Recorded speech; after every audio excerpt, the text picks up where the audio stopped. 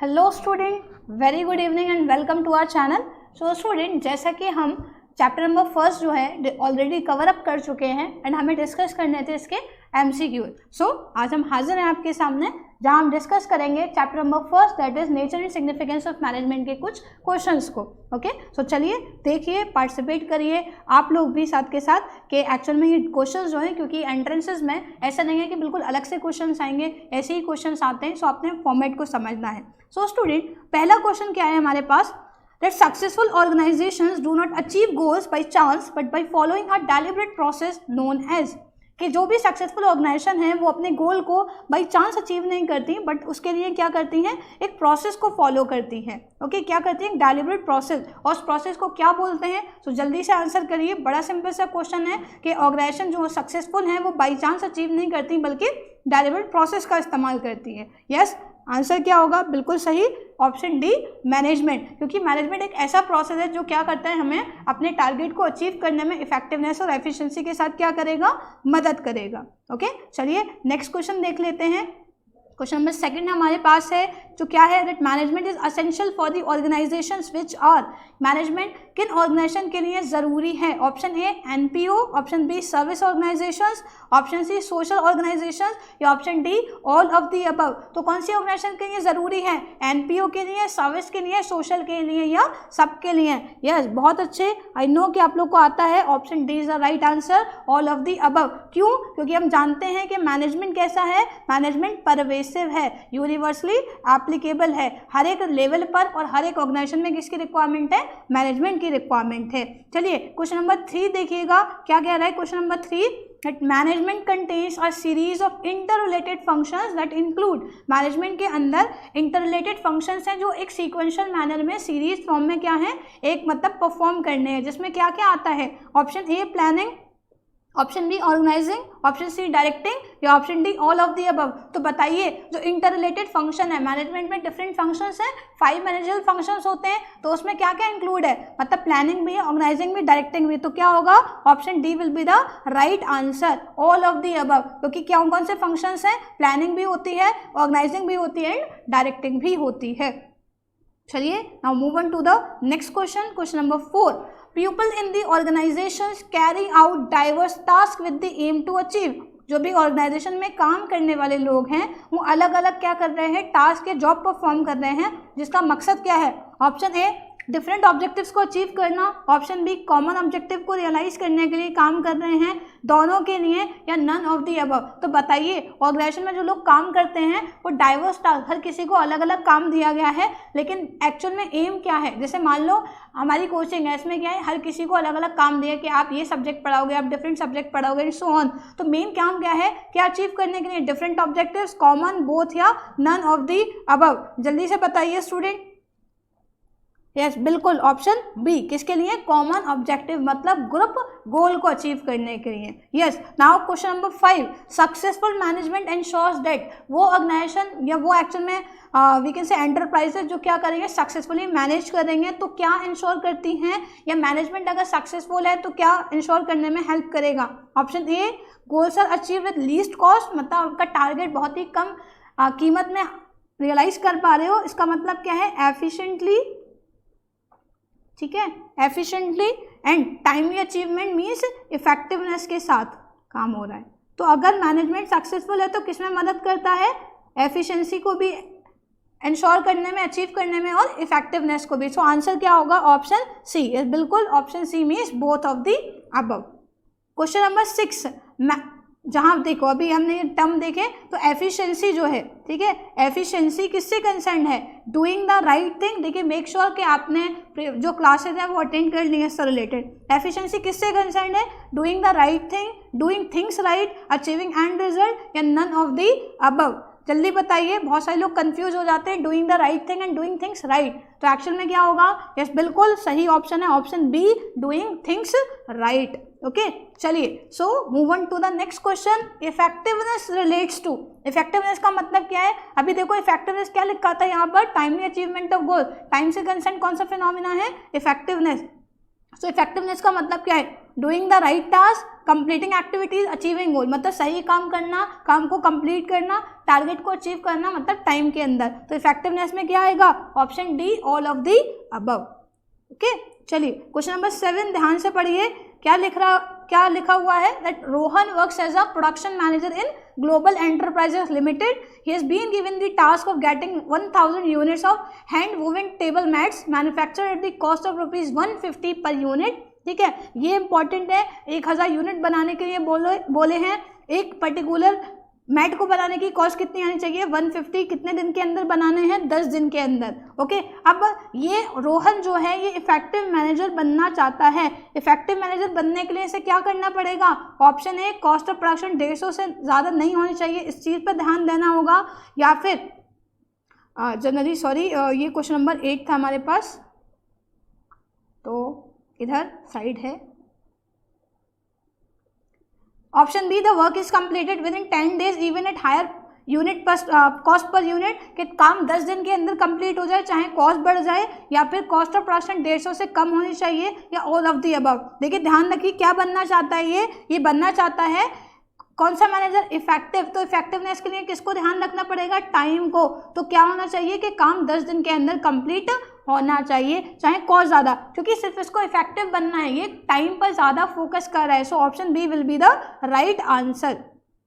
क्या होगा? Option B होगा सही जवाब। यस, आपका भी जवाब बिल्कुल सही है। चलिए क्वेश्चन नंबर 9 क्या कह रहा है? Jay is working as a marketing manager in a company. इसको टास्क दिया गया है कितना? 1 लाख यूनिट्स बनाने हैं, ₹100 पर यूनिट कॉस्ट आने चाहिए 20 दिन के अंदर। अब देखिए इसमें सारे यूनिट्स क्या हैं? 20 दिन के अंदर बना लिए स्टिपुलेटेड टाइम में, लेकिन एक्चुअल में जो आखिरी के 1000 यूनिट हैं वो 20% डिस्काउंट पर एक्चुअल में क्या है? Unit at 20% discount in order to complete the target. Sorry, इसको बेचने हैं, उसने बाकी के 1000 यूनिट क्या कर रहे हैं? लास्ट के 1000 यूनिट 20% डिस्काउंट पर बेच दिए। तो बताइए इस सिचुएशन में इसको क्या माना जाएगा? मतलब 90,000 तो ₹100 पर यूनिट के हिसाब से बेचे, ठीक है, 20 दिन में बेचने थे। हालांकि 20 दिन में 1 लाख बेच दिए, लेकिन 90,000 तो टोटली उसी मतलब ₹100 पर दिए, लेकिन एक्चुअल में क्या है? बाकी के 1000 रुपये 20% डिस्काउंट पर दिए हैं। तो इस सिचुएशन में कौन है? एफिशिएंट है, इफेक्टिव है, बोथ इफेक्टिव एंड एफिशिएंट, या नन ऑफ द अबव? तो भाई इसने नुकसान करा है ना। इसको बोला था कि ₹100 पर यूनिट देना है, लेकिन बाकी के लास्ट के 1000 यूनिट इसने किस पे कर दिए? डिस्काउंट पर। तो ये टाइम पे तो काम करा, टाइम पर 1 लाख यूनिट बेचे, लेकिन कॉस्ट का ध्यान नहीं रखा। तो सिर्फ क्या है ये इफेक्टिव मैनेजर है कि 20 दिन के अंदर 1 लाख यूनिट इसने बेच दिए। बिल्कुल option B will be the right answer. Now move on to the next question. Question number 10.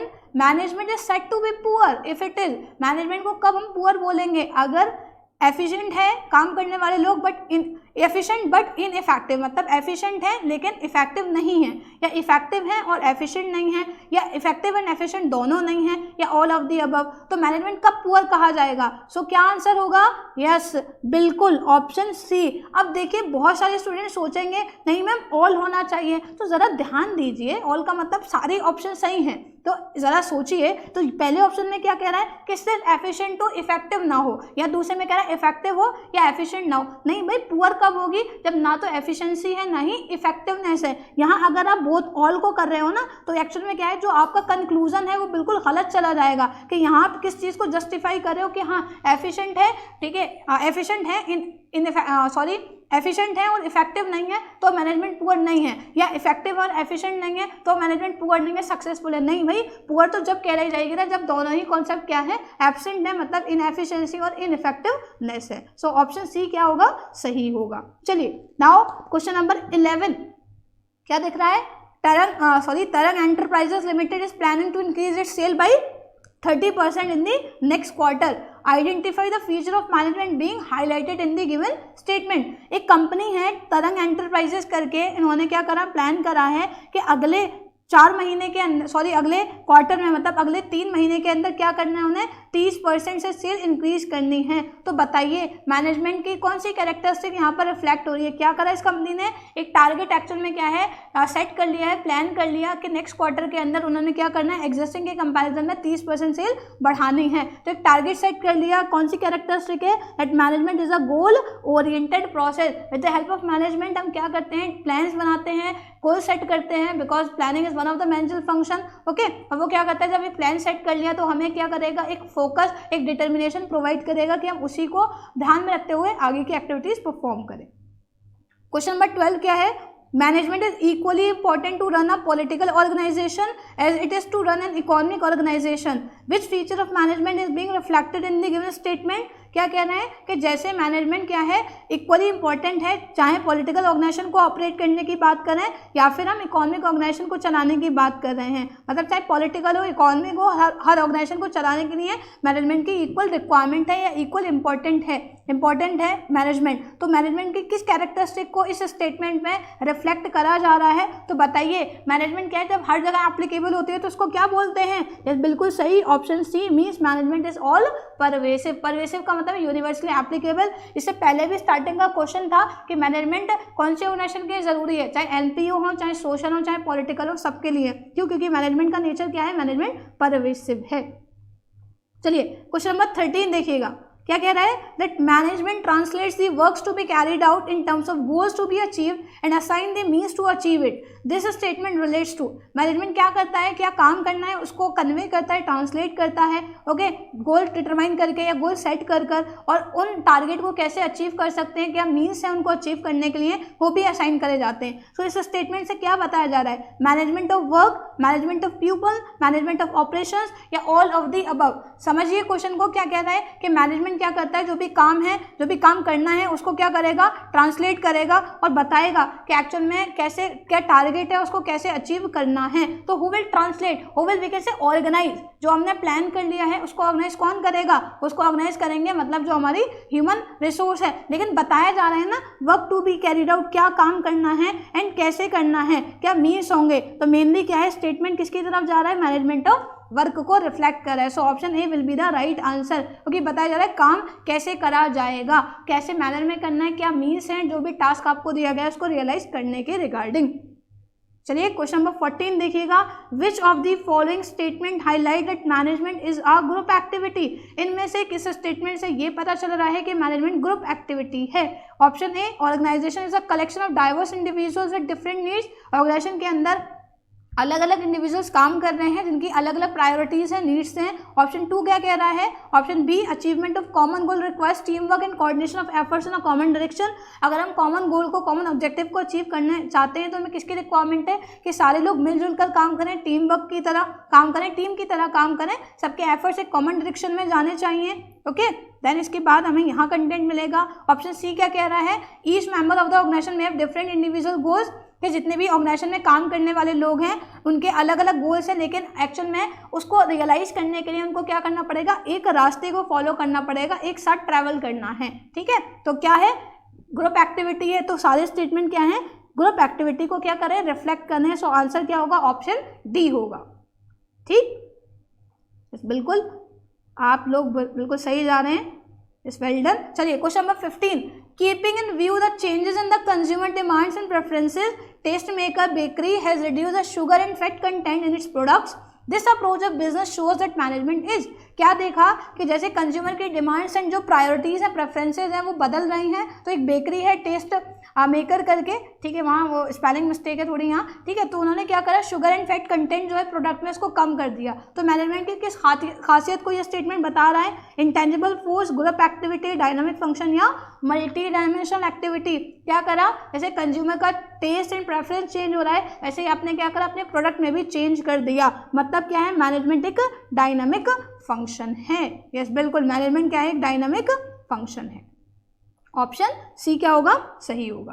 Question number 16, which of the following is not an organisational objective of management. इसमें से कौन सा ऑब्जेक्टिव ऑर्गेनाइजेशन का नहीं है।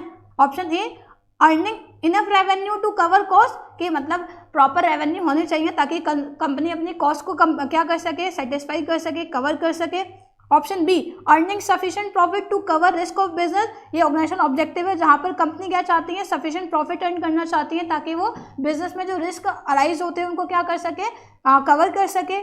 Option C increase in the prospects of business in the long run, कि action में क्या करना है, आगे आने वाले टाइम में लॉन्ग रन में बिजनेस के प्रोस्पेक्ट्स को या उसके एग्जिस्टेंस को, लेवल को क्या करना है, बढ़ाना है। And option D providing free education to their employees children, अपने यहाँ काम करने वाले लोगों के बच्चों को क्या करना, उनके एजुकेशन को स्पॉन्सर करना, फ्री एजुकेशन प्रोवाइड करना। सो कौन सा ऑप्शन ऑर्गेनाइजेशन से रिलेटेड नहीं है, ऑर्गेनाइजेशन ऑब्जेक्टिव से, option D. Yes very good, क्योंकि वो कौन सा ऑब्जेक्टिव है, वो है सोशल ऑब्जेक्टिव। कौन सा ऑब्जेक्टिव है, सोशल ऑब्जेक्टिव है। यस बिल्कुल सही। चलिए now question number 17, management is considered important because, management को क्यों इंपॉर्टेंट कंसीडर करा जाता है, क्योंकि option A it helps an organisation to adapt to the changes, क्योंकि वो ऑर्गेनाइजेशन की मदद करती है जो भी चेंजेस हो रहे हैं उनको एडप्ट करने में। Option B it seeks to integrate individual efforts, अलग अलग लोगों की मेहनत को जोड़ने का काम करती है, सोशल डेवलपमेंट में मदद करती है, या ऑल ऑफ द अबव। क्या होगा आंसर, यस बिल्कुल all of the above. Very good student, well done. Option D, क्योंकि क्या है, एक्शन में क्या है, मैनेजमेंट क्या कर रही है, जो भी चेंजेस हैं उनको इंप्लीमेंट करने में मदद कर रही है, टीम वर्क या टीम एक्शन में स्पिरिट को वी कैन से ब्रिंग करने में हेल्प कर रही है, सोशल डेवलपमेंट में भी मदद करती है। Now question number 18, management is considered to be an art because, management को क्यों आर्ट कंसीडर करा जाता है। ओके सो मैनेजमेंट को क्यों आर्ट माना जाता है, ऑप्शन ए क्या कह रहा है, because the principles of management have universal validity, क्योंकि मैनेजमेंट के प्रिंसिपल क्या है, यूनिवर्सली वैलिड है। Option B management of principle have universal application, मतलब अप्लाइज कहीं भी हो सकते हैं। अच्छा यूनिवर्सल वैलिडिटी का मतलब है कि वैलिड है, साथ के साथ क्या है, ये डायनामिक है, चेंज करा जा सकता है। ओके ऑप्शन सी क्या है, different principles of management are brought into effect differently by different managers, अलग अलग जो मैनेजमेंट प्रिंसिपल है इसका इस्तेमाल हर इंसान, हर मैनेजर क्या करेगा, अपने तरीके से करेगा, डिफरेंटली करेगा। Option D it is not important for the practising manager to be a member, ये जरूरी नहीं है एक मैनेजर के लिए वो किसका मेंबर हो, प्रोफेशनल एसोसिएशन का। तो भाई आर्ट के लिहाज से पूछा है तो आर्ट के 3 ही तो फीचर थे, ठीक है, systematised body of knowledge, based on practice, and action में क्या है, personal application of skills, personal vacancy जो स्किल्स हैं उनको पर्सनली बेसिस पर क्या करना, अप्लाई करना। तो कौन सा कॉन्सेप्ट है आर्ट के लिहाज से, सिर्फ option C means personal application of skill, जो भी इंसान सीखता है उसको यूज करने का, इंप्लीमेंट करने का हर किसी का अंदाज क्या होता है, डिफरेंट होता है। So option C will be the right answer. Okay ये वाला प्रोफेशनल से रिलेटेड है, ये वाले दोनों किससे रिलेटेड है, साइंस से रिलेटेड है। अब देखिएगा इनमें से आपने बताना है क्वेश्चन नंबर 19 में, which of the following statement is not relevant to the concept of management as an inexact science, इनमें से कौन सा स्टेटमेंट इंपॉर्टेंट या रिलेटेबल नहीं है, management as an inexact science है, because we know management is science as well, हालांकि वो प्योर नहीं है, एग्जैक्ट नहीं है, लेकिन इनएग्जैक्ट एंड सोशल साइंस तो है। तो ऑप्शन ए क्या कह रहा है, the principles of management lack universal validity, principles of management क्या है, यूनिवर्सली वैलिड नहीं है, या एक्चुअल में principle of management universally applicable नहीं है। दोनों का मतलब क्या है, दोनों का मतलब डिफरेंट है, दोनों का मतलब क्या है, यहाँ पर डिफरेंट है। एक्चुअल में यूनिवर्सल वैलिडिटी का मतलब क्या है, एक्चुअल में ये क्या है, डायनामिक, ये कह रहा है कि मैनेजमेंट प्रिंसिपल डायनामिक नहीं है, नहीं होते, इस वजह से मैनेजमेंट इनएग्जैक्ट साइंस है। या मैनेजमेंट के प्रिंसिपल्स भी क्या है, लाइकवाइज साइंस क्या है, यूनिवर्सली एप्लीकेबल है, मीन्स परवेसिव है। या फिर मैनेजमेंट के प्रिंसिपल्स क्या है, हम have to be modified according, हम बदल सकते हैं, ठीक है, सिचुएशन के अकॉर्डिंग, इसलिए जनरली क्या है, मैनेजमेंट को साइंस माना जाता है। या मैनेजमेंट ह्यूमन बिहेवियर से डील करती है, जिसकी कहीं ना कहीं बिहेवियर को हम क्या नहीं कर सकते, प्रिडिक्ट नहीं कर सकते एक्यूरेसी के साथ। So management in exact science है। किस बेसिस पर मैनेजमेंट को साइंस माना जाता है, क्योंकि साइंस का एक फीचर था that scientific principles are pervasive in nature, same हमारे मैनेजमेंट के प्रिंसिपल भी हैं। हालांकि मैनेजमेंट के प्रिंसिपल डायनामिक है, जबकि साइंस के प्रिंसिपल्स क्या है, हमारे स्टैटिक हैं। हम क्या कर सकते हैं, एंड इसी यूनिवर्सल वैलिडिटी की वजह से एक्चुअल में क्या है, हम मैनेजमेंट प्रिंसिपल्स को तो क्या कर सकते हैं, मॉडिफाई कर सकते हैं, कि साइंटिफिक प्रिंसिपल्स को नहीं कर सकते। एक्चुअल में क्या है, मैनेजमेंट किससे डील कर रहा है, ह्यूमन से, एप्लीकेशन पॉसिबल नहीं है, लेकिन साइंस में पॉसिबल है। तो कौन सा फीचर से जा रहा है हमारे management as an inexact science की तरफ। So option B will be the right answer. Okay सारी चीजों को आपने कंपेयर करना है। Question number 20, the AR relationship means the authority responsibility relationship that exist within the organisation. जो organisation के अंदर AR रिलेशनशिप है, इसकी वजह से किस चीज़ का एक्चुअली इवैल्यूएशन होता है ऑर्गेनाइजेशन के अंदर। Option A different functions within the organisation, option B different levels in the organisation, option C management as a multi dimensional activity, या D management as a group activity. तो जल्दी से answer करिए। बहुत बार आपको बताया था बीच बीच में, जो AR रिलेशनशिप है इससे क्या होगा, किस चीज़ का क्रिएशन होगा, इवैल्यूएशन होता है। AR रिलेशनशिप की वजह से क्या बनती है, मैनेजमेंट हिरार्की बनती है, मीन्स डिफरेंट लेवल्स। बिल्कुल सही, option B is the right answer. Now question number 21, which of the following is not a designation related to top level? इनमें से गिवन ऑप्शन में से कौन सी डेजिग्नेशन टॉप लेवल से रिलेटेड नहीं है? ऑप्शन ए प्रेसिडेंट आता है टॉप लेवल में, yes. Option B vice president, option C chairman, option D production manager. तो क्या प्रोडक्शन मैनेजर नहीं आता टॉप लेवल में, क्योंकि वो कौन से लेवल में जाएगा, मिडिल लेवल में जाएगा, यस बिल्कुल। क्वेश्चन नंबर 22, इनमें से कौन सी डेजिग्नेशन मिडिल से रिलेटेड नहीं है? Option A operation head, option B sales manager, option C chief operating officer, या ऑप्शन डी डिवीजनल मैनेजर। तो ऑपरेशन हेड का मतलब क्या है, departmental manager, sales manager, divisional manager. और मिडिल में कौन आते हैं, मिडिल में तो मैनेजर्स आते हैं, कौन नहीं आएगा, चीफ ऑपरेटिंग ऑफिसर, क्योंकि ये कौन से लेवल में आता है, इस बिल्कुल सही टॉप लेवल में आता है। क्वेश्चन नंबर 23, इनमें से कौन सी डेजिग्नेशन लोअर लेवल से रिलेटेड नहीं है? Option A plant superintendent, option B supervisors, option C section officer, या option D marketing manager. So manager कहाँ पर आते हैं, मिडिल में। बाकी ये सुपरिंटेंडेंट, सुपरवाइजर, सेक्शन ऑफिसर कहाँ आएंगे, हमारे लोअर में आएंगे। तो ऑप्शन डी क्या होगा इसके लिए, मतलब क्या है, ये रिलेटेड नहीं है लोअर लेवल से, यस बिल्कुल। क्वेश्चन नंबर 24, इनमें से कौन सा टॉप लेवल का काम है या फंक्शन है? Option A ensuring quality of output, ये देखना कि आउटपुट की क्वालिटी अच्छी होनी चाहिए। Option B assigning necessary duties and responsibility to their department, अपने डिपार्टमेंट्स को जो वी कैन से ज़रूरत है या इंपॉर्टेंट ड्यूटीज एंड रिस्पॉन्सिबिलिटीज है वो असाइन करना।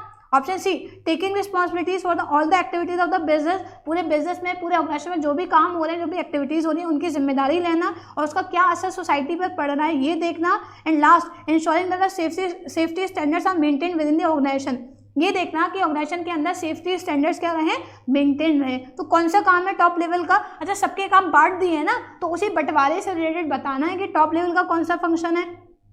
Yes very good, option C, that is taking responsibility for all the activities of the business and its impact on the society, because quality of output से कौन सा level concern होता है, lower level. Duties and responsibilities assign करना अपने department को, तो department का हेड कौन से में आते हैं, डिपार्टमेंटल हेड मिडिल लेवल में। एंड सेफ्टी स्टैंडर्ड देखना, ये भी किसका काम है, लोअर लेवल का। और ये काम किसका है कि देखना कि क्या इम्पैक्ट पड़ेगा, जो भी काम हो रही है, एक्टिविटीज हो रही हैं, ठीक है, उसकी रिस्पॉन्सिबिलिटी, जिम्मेदारी किसके ऊपर होगी, वो होगी टॉप लेवल के ऊपर। Yes, question number 25, Which of the following statement does not pertain to middle level management? इनमें से कौन सा स्टेटमेंट मिडिल लेवल से रिलेटेड नहीं है? Option A they are responsible for all the activities of the operation managers, operation manager की सारी activities के लिए, काम के लिए कौन जिम्मेदार होगा, middle level. Option B they are responsible for the welfare, ये ऑर्गेनाइजेशन के वेलफेयर से, डेवलपमेंट से, सर्वाइवल से के लिए जिम्मेदार होंगे। Option C they interpret the policies made by top level managers, ये क्या करते हैं, इंटरप्रेट करते हैं, एग्जीक्यूट करते हैं जो भी पॉलिसी टॉप ने बनाई है। एंड या फिर ये कॉपरेट करते हैं बाकी डिपार्टमेंट से ताकि ऑर्गेनाइजेशन में स्मूथ बेसिस पे काम हो सके। तो कौन सा काम मिडिल लेवल से रिलेटेड नहीं है, जल्दी बताइए, सोच समझ के बताइए। यस बिल्कुल, क्या होगा भाई, सिंपल सी बात है, क्या दे रखा है इसमें कि मिडिल लेवल का काम कौन सा नहीं है। तो वेलफेयर एंड सर्वाइवल से कौन कंसर्न होता है, कौन जिम्मेदार है इसके लिए, top level. So option B क्या होगा, यस बिल्कुल सही, ऑप्शन बी होगा बिल्कुल सही answer.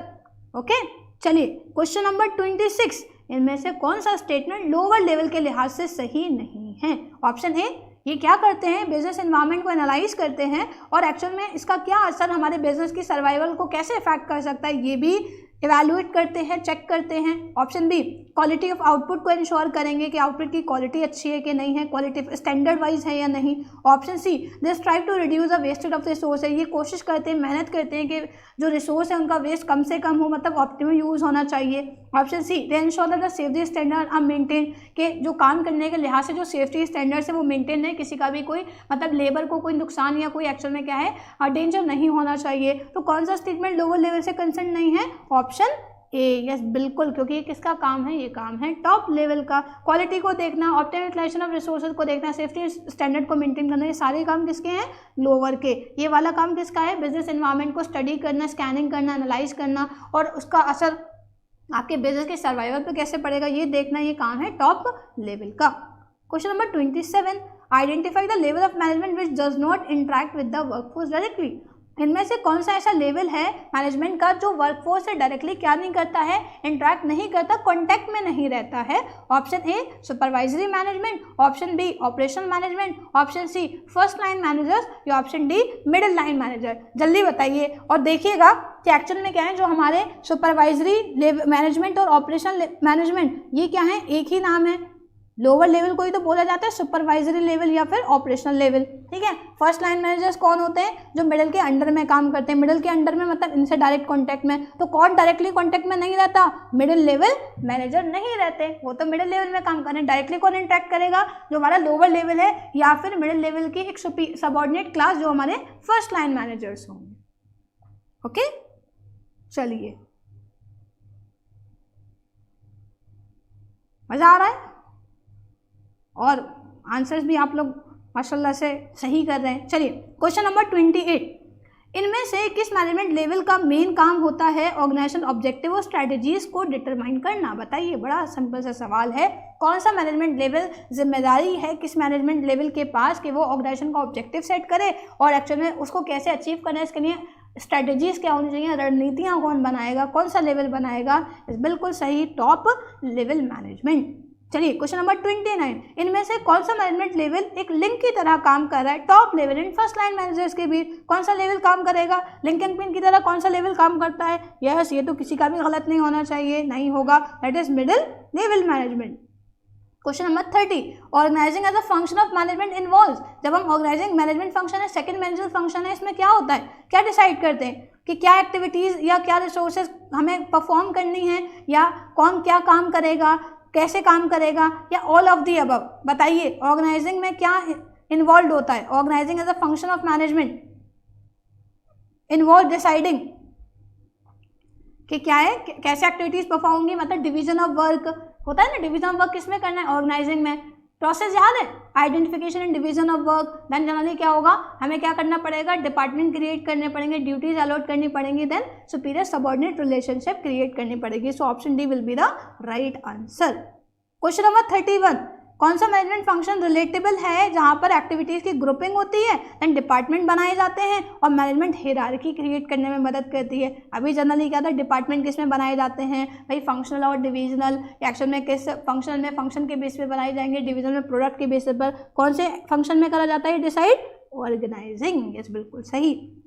Question number 32, this function of management relating to laying down the foundation. इनमें से कौन सा मैनेजमेंट फंक्शन बाकी और फंक्शंस के लिए, ताकि वो सक्सेसफुली काम करें, एक बेस, एक कहीं ना कहीं फाउंडेशन ले डाउन करने का काम करते हैं? तो हम अच्छे से जानते हैं फाउंडेशन ले डाउन किस में करी जाती है? प्राइमरी फंक्शन में। प्राइमरी फंक्शन कौन सा है?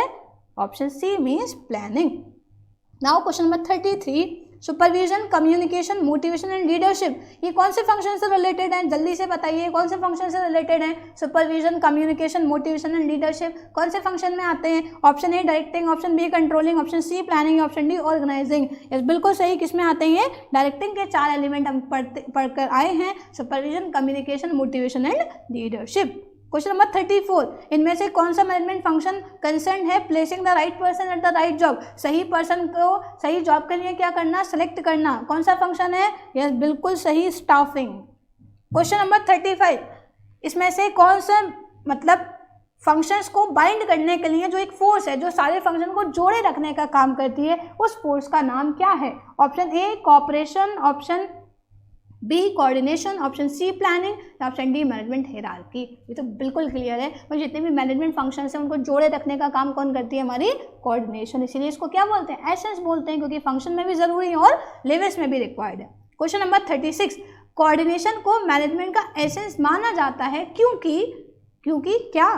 Option A, it is a common thread that runs through all the activities within the organisation, क्योंकि कॉमन सा एक्चुअल में क्या थ्रेड है जो सारी जो भी एक्टिविटीज हो रही हैं, जो ऑपरेट हो रही हैं, उनको जोड़े रखा हुआ है, या फिर एक इम्प्लिसिट और इनहेरेंट एक्चुअल में क्या फंक्शंस है, मतलब इंक्लूडेड है। हालांकि यार 5 मैनेजर फंक्शन, लेकिन उसको उन सारे फंक्शंस को एक्चुअल में क्या करना है, एक बाइंड करने का काम कौन कर रहा है, कोऑर्डिनेशन कर रहा है। एक ऐसी फोर्स है जो मतलब मैनेजमेंट फंक्शंस को बाइंड करे हुए है, ठीक है। तो इसके लिए कोऑर्डिनेशन को क्यों एसेंस माना जाता है, क्योंकि ये क्या है, कॉमन थ्रेड है। जितनी भी एक्टिविटीज हो रही हैं उनको एक we can say team work या कॉमन डायरेक्शन में रन करने के लिए, लीड करने के लिए, और एक्चुअल में इनहेरेंट वी कैन से क्या है, इम्प्लिसिट है, इंक्लूडेड है, ठीक है, मैनेजमेंट के काम में। और जितने भी मैनेजमेंट फंक्शन है उनको एक्चुअल में क्या कर रहे हैं, बाइंड करने का काम कर रहे हैं। Question number 37. Identify the process that provide the requisite amount, quality, timing and sequence of efforts which ensure that planned objectives are achieved with a minimum of conflict. इनमें से कौन सा ऐसा प्रोसेस है जिसके वी कैन से implication से हम क्या कर सकते हैं, हमें पता लगेगा कि कितना अमाउंट की रिक्वायरमेंट है, कितना क्वालिटी, कितना टाइम, कितने एफर्ट्स, मतलब सीक्वेंशियल मैनर में क्या क्या पहले करना है, कैसे करना है, ये हम क्या कर पाते हैं, तय कर पाते हैं। और साथ के साथ जो हमारा प्लान ऑब्जेक्टिव्स है वो मिनिमम कॉन्फ्लिक्ट के साथ अचीव कर लें, वो किस प्रोसेस से अचीव कर पाएंगे। Option A management, option B planning, option C coordination या ऑप्शन डी कंट्रोलिंग। बहुत अच्छा सवाल है और मैं चाहती हूँ कि सही जवाब मेरे पास आए। तो बताइए, अच्छा अगर हम देखें तो प्लानिंग एंड कंट्रोलिंग तो वैसे ही कट होगा क्योंकि प्रोसेस नहीं है, फंक्शन है। बचा मैनेजमेंट एंड कोऑर्डिनेशन। तो किस पर्टिकुलर हम एक्चुअल में जो वी कैन से फोर्स है या प्रोसेस है, इससे कम से कम कन्फ्लिक्ट होंगे और सारे लोग क्या हैं, एक कॉमन डायरेक्शन में काम करेंगे। तो कौन सा है वो प्रोसेस, कोऑर्डिनेशन है। हालांकि कोऑर्डिनेशन मैनेजमेंट में इंक्लूड है, लेकिन मैनेजमेंट के लिए क्या है, वो एसेंस है। बिना कोऑर्डिनेशन के मैनेज करना मुश्किल है, ठीक है। So what will be the right answer, coordination will be the right answer, means option C. Okay, चलिए now the yes last question is there, question number 38। Identify the feature of coordination being highlighted in the given statement.